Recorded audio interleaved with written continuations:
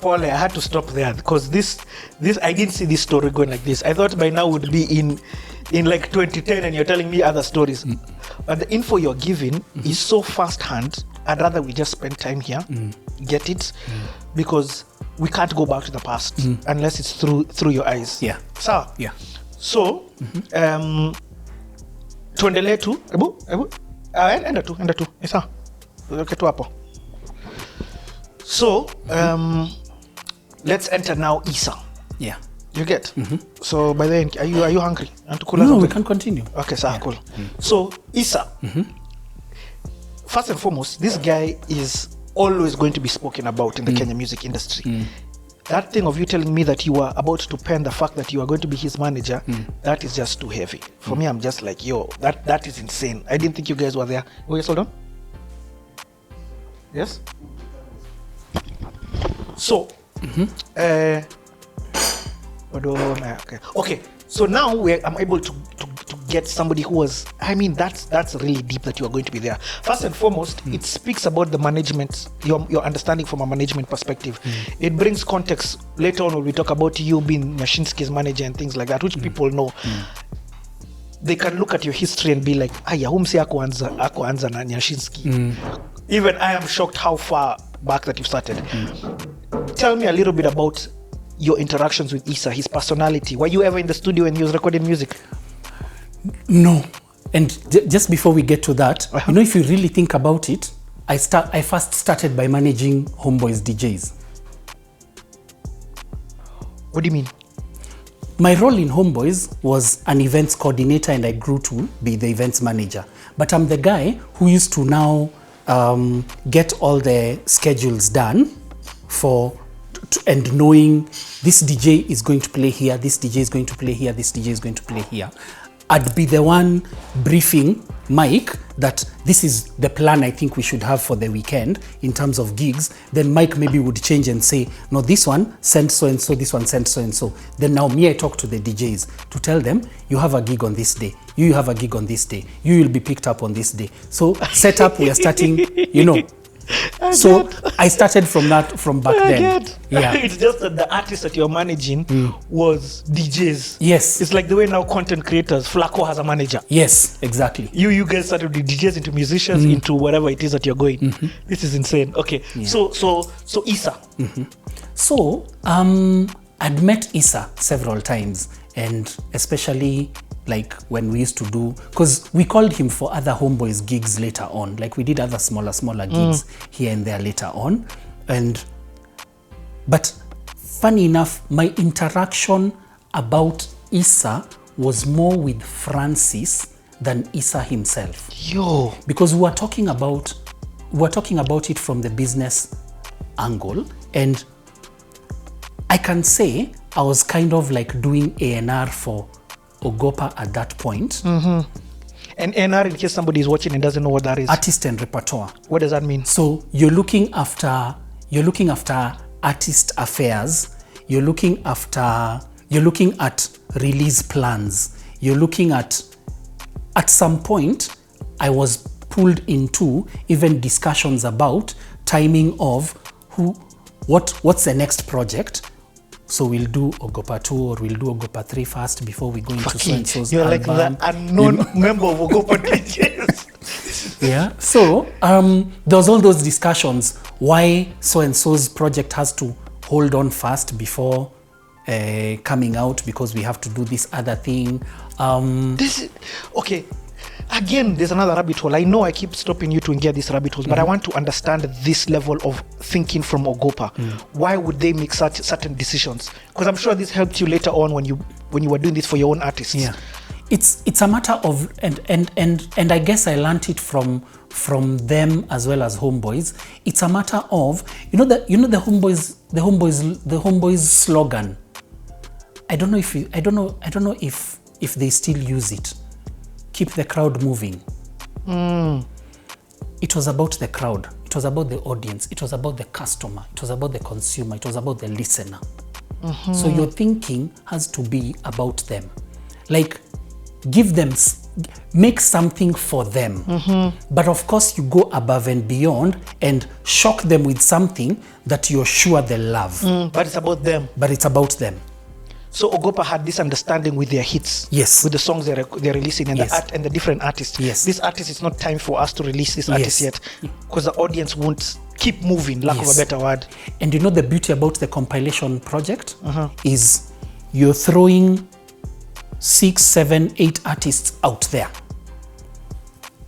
to the masses, and then now you start watching. What does the audience prefer? What do they like? So from there you're able to pick who to start running with. You get? That was calculated. Yes. These guys are insane. And at the same time, you're starting to create a sound. You see, if you're trying to create a sound, it becomes difficult to create it with one person. But it's easy to create it with many people. And if you look at even internationally, we had a bad boy sound. Yep. We had a death row sound. Yep. We had a so deaf sound. We had a no limit sound. La Face. We had a La Face sound. And in Kenya, we had an Ogopa sound. We had a Caliph sound. We had a Josiah sound. You know. So it was, you throw all these guys out there and now start watching. So by the time Issa now started dropping the songs at the speed and the rate that he was dropping, from Nameless's perspective, when I interviewed Nameless, he said that the audience reacted so positive to that sound that Ogopa now began churning out more sounds. Yes. But I want to ask you, did you know of Issa during his transition? What I mean by that, from the rapper, hardcore rapper, yes, Joe, yes, into Mos kind of sound. Yes. Were you? So, let me not say that I was involved in that transition, but I totally understood it. And to tell you how I totally understood it, I take you back to what I used to read on the Source magazine. The rapper Mace used to be in a hardcore group. His rap name was Murder Mace. Mace was going for an audition in a hotel where there was an event that had taken place, like a conference or something, and then different record labels had booked different rooms. So imagine walking into a certain hotel, and then you know the way they have different conference rooms. So different conference rooms have been booked by different labels. Mace had a target. He was going to see Jermaine Dupri. So deaf. Yep. How did he meet Diddy? I don't know. He walked into the wrong door. What? Yes. Mace walked into the wrong door. And then? He met Diddy.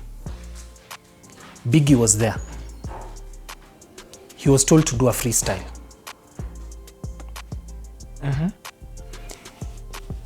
The rest is history. Mace in a song says, I was murder. P. Diddy made me pretty.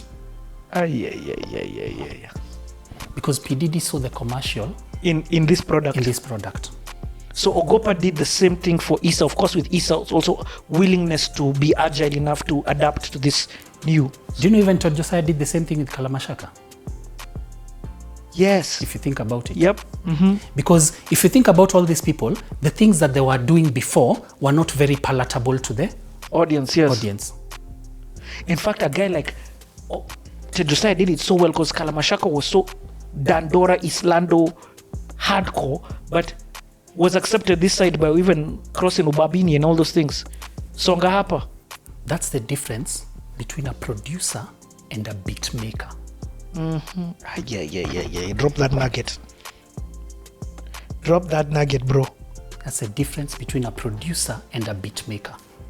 Okay, so let's go back into this Issa thing. So now you are you are at HomeBoyz. There's this vibe that you're having. Of course, interact with Issa because of the HomeBoyz role that you play. But then at the same time, you and Francis are beginning to enter this A&R relationship that is really working to the point where he wants to make you Issa's manager. Yes. So, but then now tell me a bit about the interactions with Issa. Was he difficult to work with? No.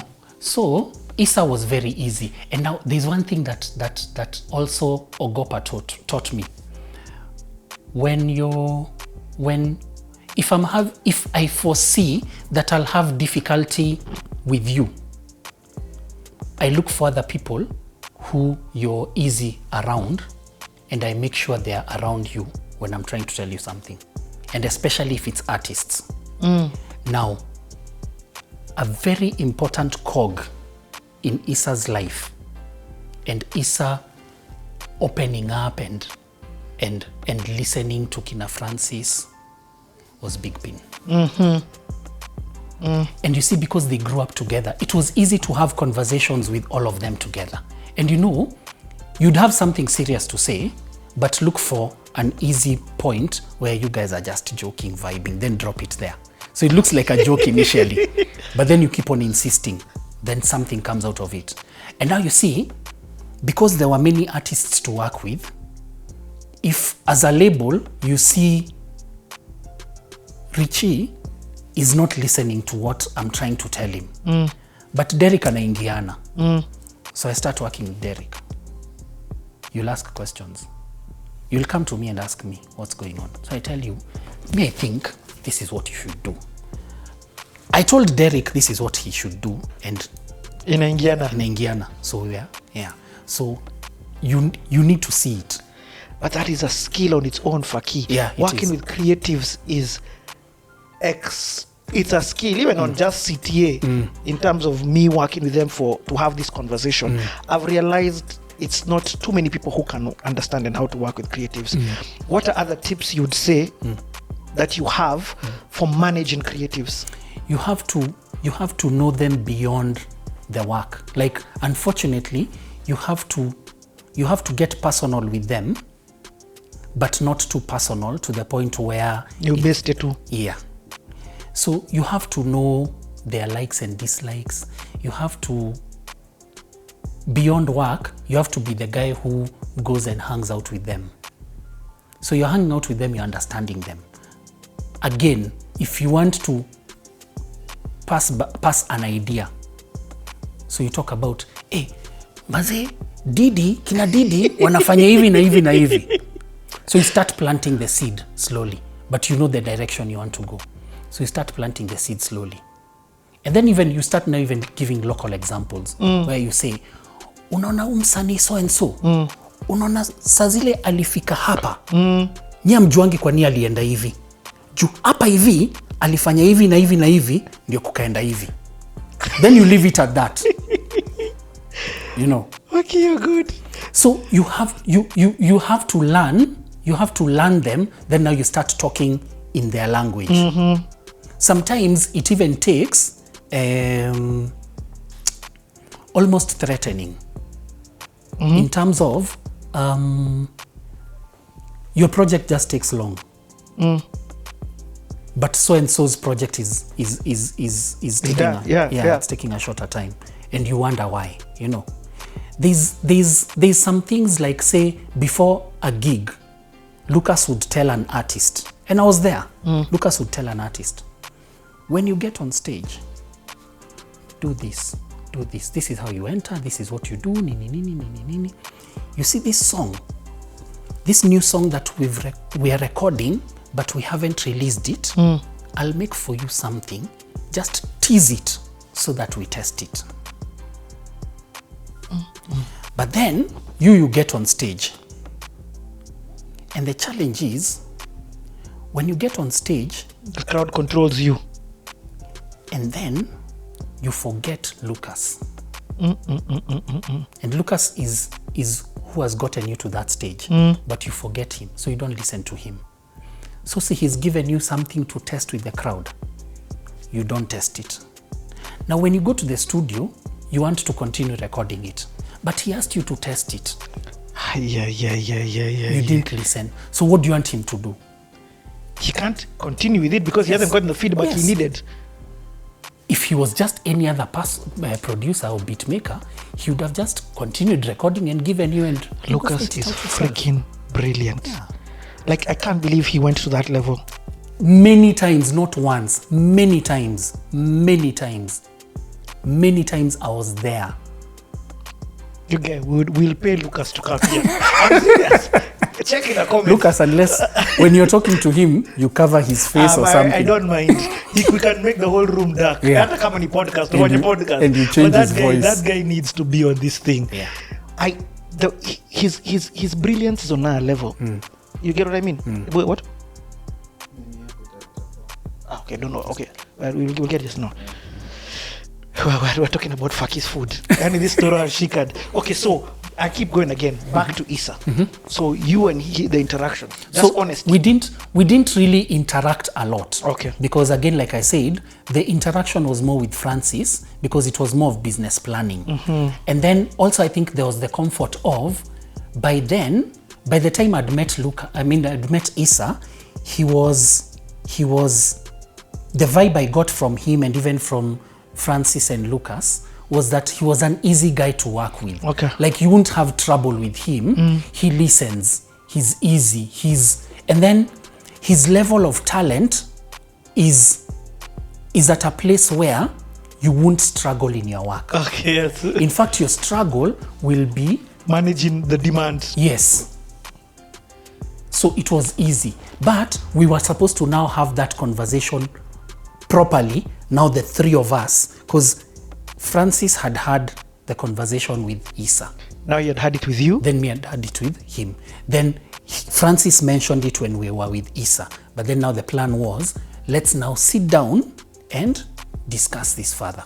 Okay, so tell us now then about the day he passes.